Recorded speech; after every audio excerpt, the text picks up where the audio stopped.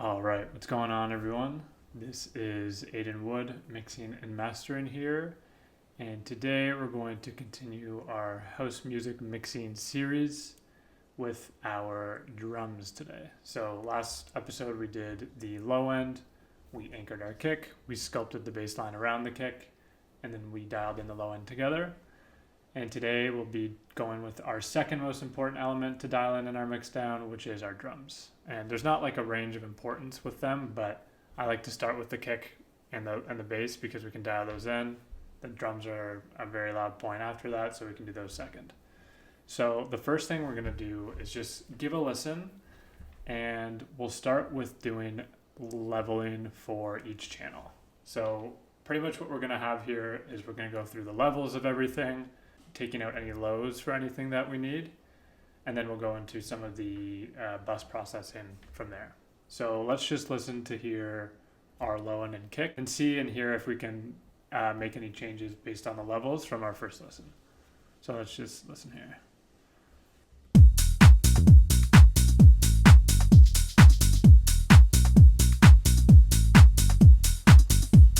So that's sounding pretty good right now. I think we can get a little bit more out of some of our stuff though. So let's solo our open hats here. So we can start with our open hats. Turn off everything else. So we get a little more brightness. Just brought up a tiny little bit. We have our open hat closed out here, layered. Cool, that's sounding great. And after that, let's try our claps. So let's listen to them quickly. Maybe a tiny bit too loud. Together it's 9.18. That's pretty good. Sounded pretty good the way it is. Just a tiny little reduction there and it sounded good. Next we can do our top loops. So let's turn these on. Dial them back and then bring them in.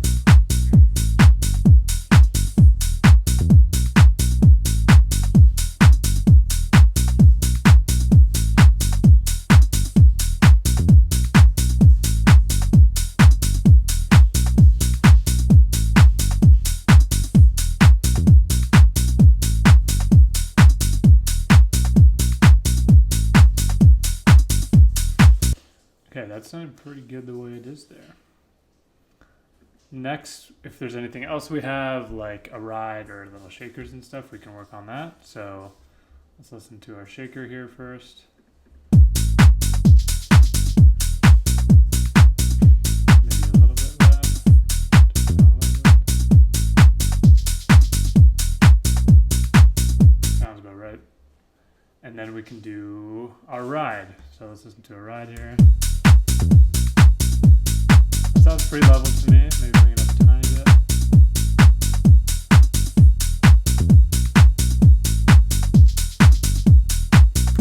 Sweet. Okay, so there we've done a very good chunk of our mixing. We're just leveling it, making sure it makes sense compared to our low end. What we can also do is we can do a span check here. So let's see how everything looks on span here.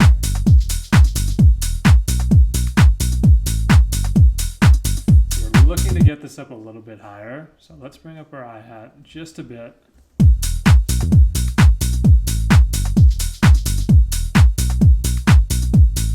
See if our peak's still to be around -8. Perfect, okay. So now that we have our hi-hats sitting in a pretty good place, we have our levels sitting in a good place, now we can go through each of our channels and make sure there's no low end in any of the channels that we don't want. The reason we're going to look for this is because we don't want that to interfere with our sub, with our kick. We don't want it to interfere with any of the low end information. However, I will say that I do not like to go into each channel and just throw a low cut on everything. I don't think that's a good general rule for producing or mixing for that matter. And the reason I say that is because I find when people do that they have pretty thin sounding drums, especially in that 200, 100 hertz area. And, you know, those sounds aren't necessarily the most audible when you hear your drums, but they do add a bit of that character and depth to them. So what I would suggest and what I'm going to do here is I'm going to go through each channel. If there's low-end information that I don't like in them, I'm going to take it out. But if I'm not hearing a problem, I'm not going to do anything. So that's going to be my mixing philosophy for this, pretty much across the board too, is listen for those problems, and if you identify them, then you can take them out. Okay, so let's start with our top loops here. We can start with this one. Sounds like there's a little snare going on, so maybe we can throw an EQ. We can see here, there's a little snare going on at 150 or per kit or something, but there's nothing in the 100 range. So I don't actually have to worry about throwing a low cut on this channel. I can just leave it as is. And so having this, by having no low cut here and having that over across multiple different channels, it'll keep that information nice and filled in my drums. Okay, so let's listen to this one here.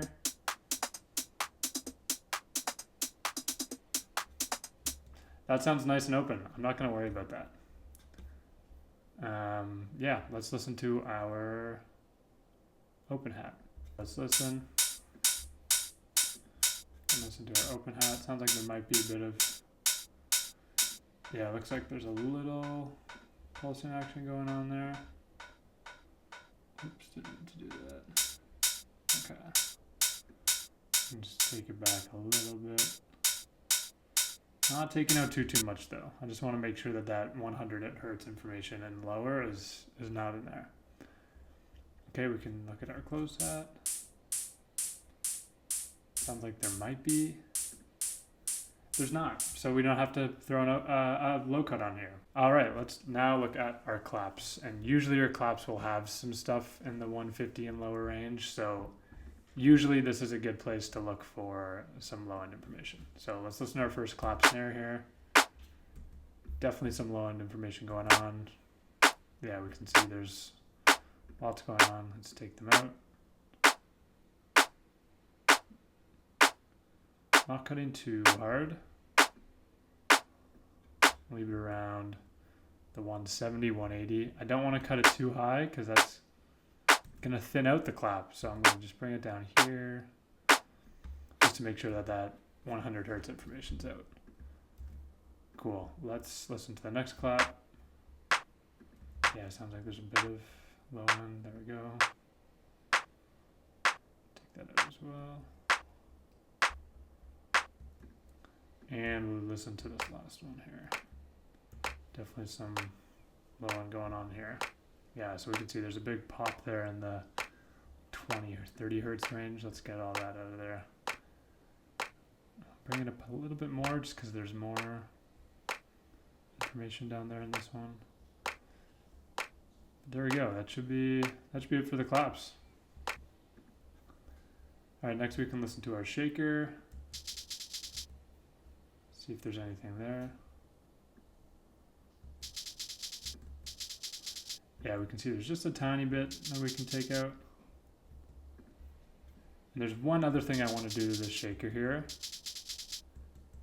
This shaker right now is coming pretty high up the middle here, and we have a pretty solid amount of elements that are taking up the mono information. We have our main clap, we have our main open hat.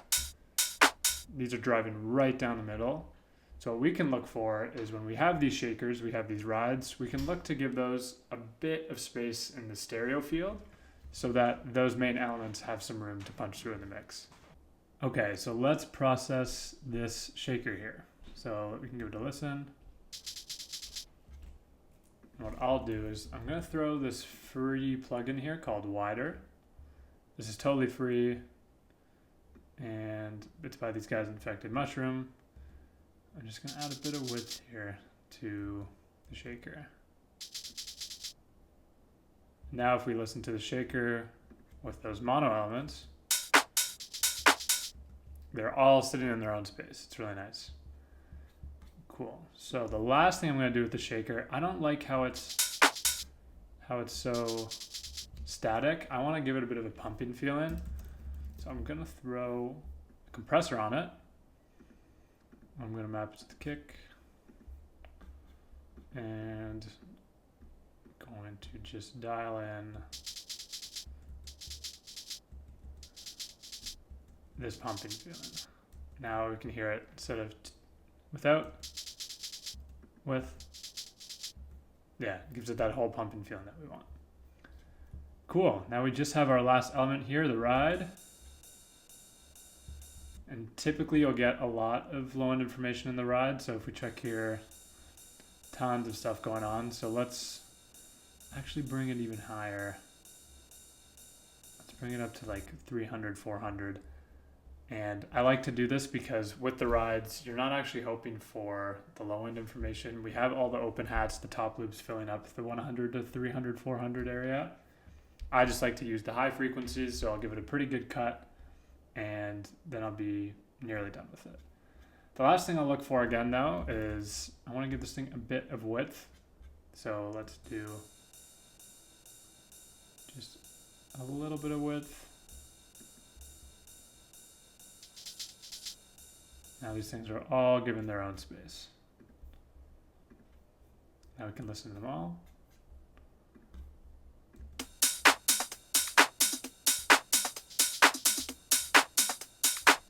Awesome. Great. Okay, so let's begin with our drum group processing. And this is one of the most important parts too of our drum bus mixing. We're grabbing samples from pretty much all over the place. And so in order to give everything some cohesion, give it, the idea that they were recorded in the same room and are sort of one drum set, one cohesive drum set, we got to do some group processing on them. So let's begin with just taking off the peaks of the drums. And this is going to be where the clap and the hi-hat are hitting. Whoop, threw this on my sense. This is going to be where the clap and the hi-hat are hitting, which is going to be the peak of our drums. So what we're going to do is we're just going to dial it in to take off a little bit of that. Bring back the threshold here.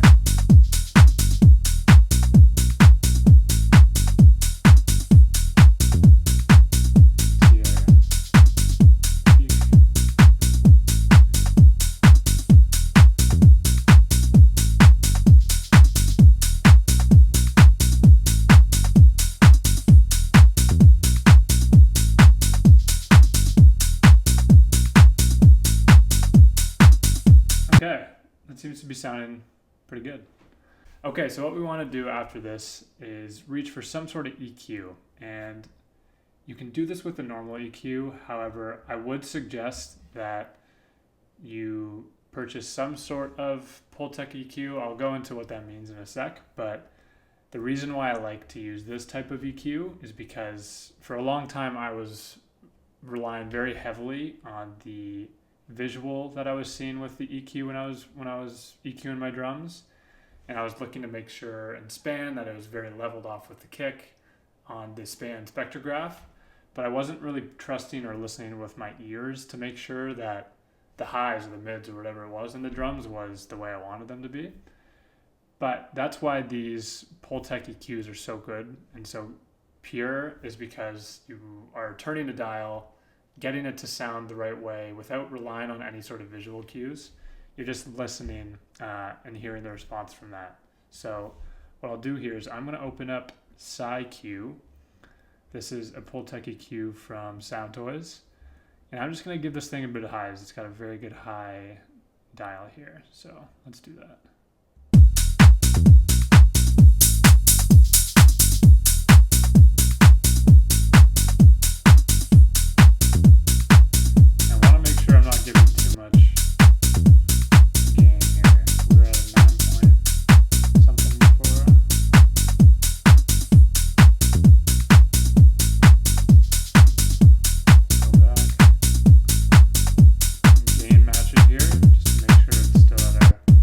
Before.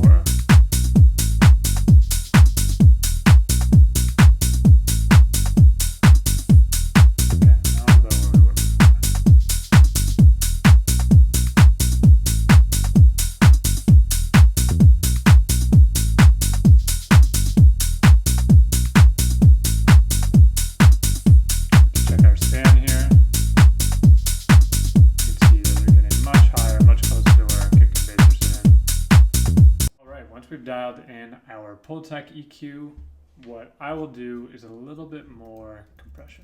And this is just gonna add a bit of sustain, make everything more cohesive. I don't want to use the word glue, but it does make sure everything does sound a little more glued together. And so what I'm going to do here is give it the long attack, quick release, and I'm just going to dial back the threshold. I'm only looking for like a little dB hitting the meter, so I'm just going to pull the threshold back.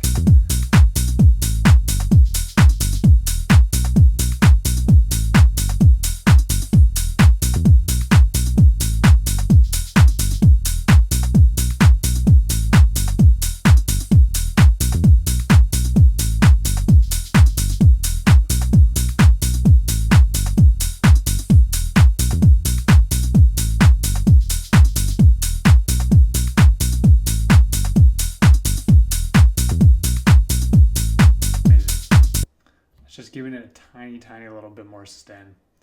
Cool. Okay, once we've added that compressor, what I'll normally look to is adding a little bit of saturation.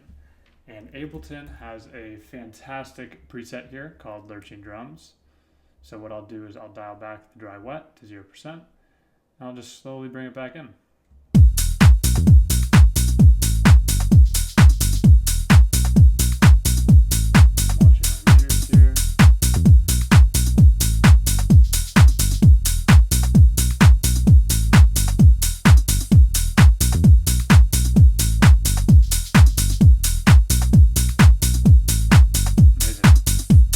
That sounded. We can listen without. Just a night and day difference. It's not really adding any gain or anything. Maybe a little bit. It's giving us no higher peak. Adding so much character to it. Sounds great. What I will say is when you add a saturator, like I said before, make sure to do a little EQ, just a little low cut after. There is unwanted low end that comes from saturation, so that's why I always suggest this.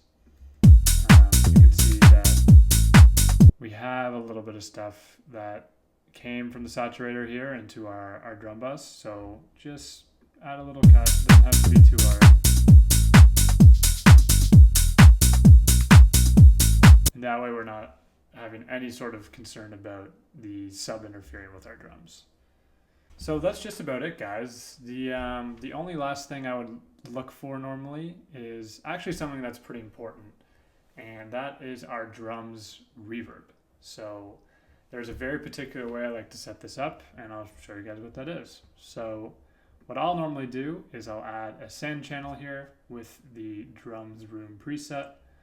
I'll do a little EQ cut after the reverb as well.